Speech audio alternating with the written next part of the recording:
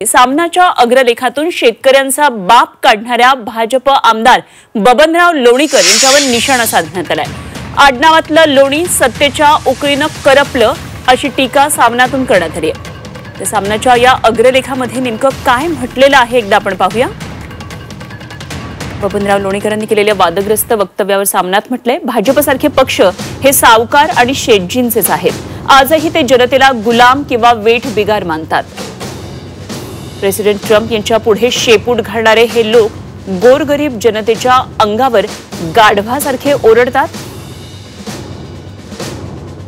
व पुन्हा 50 वर्षांपूर्वीच्या आणीबाणीवर प्रवचनं झोडतात। पंतप्रधान मोदी हे देशातील 80 कोटी जनतेला 5-10 किलो फुकट रेशन देतात। ही गरिबीची आणि विकास या शब्दाची थट्टाच आहे। पण मोदी हे स्वतःला अवतारी पुरुष मानतात। अशा अवतारी पुरुषाचे भक्त हे लोणीकरांसारखे सावकारच असणार। अवतारी पुरुष 20,000 कोटींच्या विमानातून मजा मारत जगभर फिरतो आणि हे विमान ज्या जनतेच्या पैशातून आलं त्या जनतेला सावकार लोणीकर गुलाम समजत आहेत।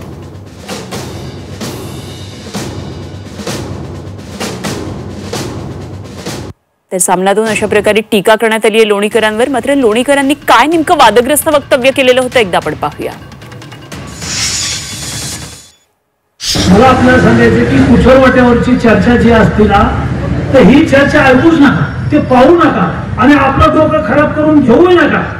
आणि ते कुठरवाट्यावर बसलेले जे 5-6 काटे 10 काटे असतात, त्याच्या माईचा पगार बबनराव लोणीकरनं केला, त्याच्या बापाचं पेन्शन बबनराव लोणीकरनं केलं।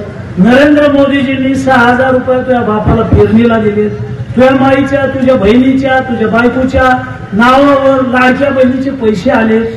तुझ्या अंगावरचे कपडे आमच्या सरकारचे, तुझ्या पायातला बूट चप्पल आमच्यामुळं आहे, तुझ्या हातातलं ते डबडं मोबाईलचं आमच्यामुळं आहे।